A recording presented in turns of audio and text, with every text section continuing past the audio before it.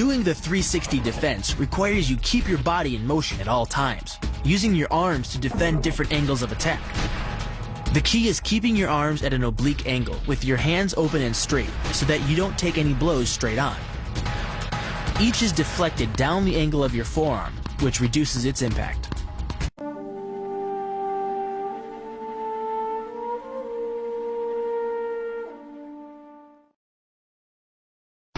The kick's power comes from the torque generated by the rotation of the hips. It's the same principle that cracks a whip.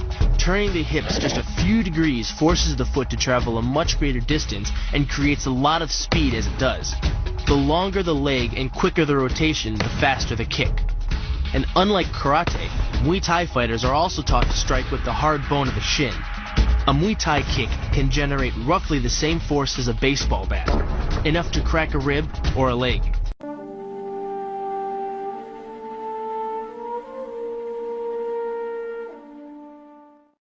The hyperextension of the elbow, created by pulling back on the locked arm, virtually ensures that he will be taken down. The knee strike to the wrist dislodges the knife and further loads the elbow and shoulder. The technique can easily result in damage to the elbow joint, the tendons of the rotator cuff, or even a broken arm.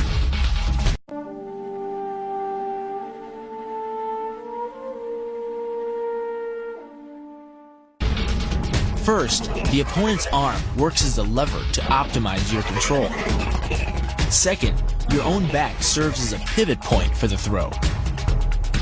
The strength and stability of your back allows you to throw a much heavier opponent than in a move that requires you to lift him.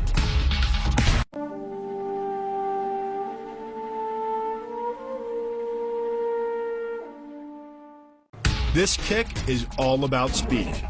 The further the foot travels, the greater its acceleration, and the more dangerous a weapon it becomes.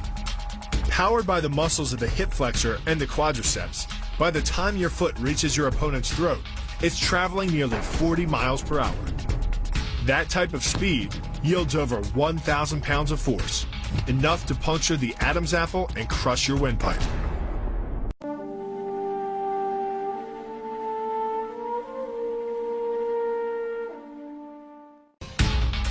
But the real damage from the knee bar doesn't come from gravity. It comes from leverage. Once the knee is locked, your hips act like a fulcrum, and his leg acts like a lever, multiplying any force you apply. So even though the ligaments and tendons around the knee can sustain 1,700 newtons of force, the knee bar can load a lot more than that, enough to completely destroy the joint.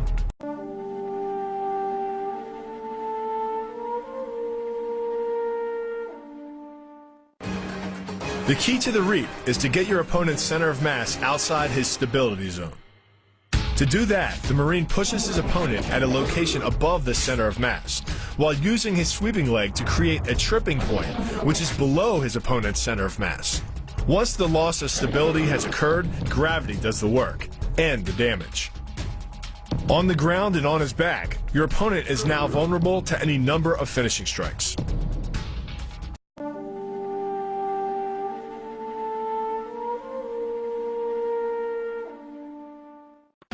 Starting from behind his opponent, the Marine wraps his arm around the enemy's neck and forces his elbow beneath the chin. Clasping his hands behind the enemy's head, the Marine applies pressure in a vice-like movement of the forearm and bicep. Working much like a nutcracker, your forearm and biceps apply pressure to your opponent's carotid arteries. Located on either side of the trachea, these two arteries are the only way to get blood to the brain. It can take less pressure than squeezing an orange to stop the flow of blood to the arteries. And with no blood flow, the brain shuts down almost instantly. Fight over.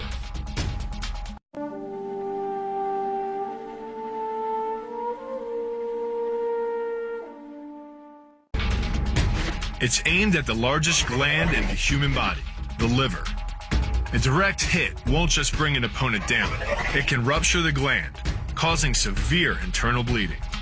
But the liver is well protected by the rib cage, so the kick must be accurate to within half an inch.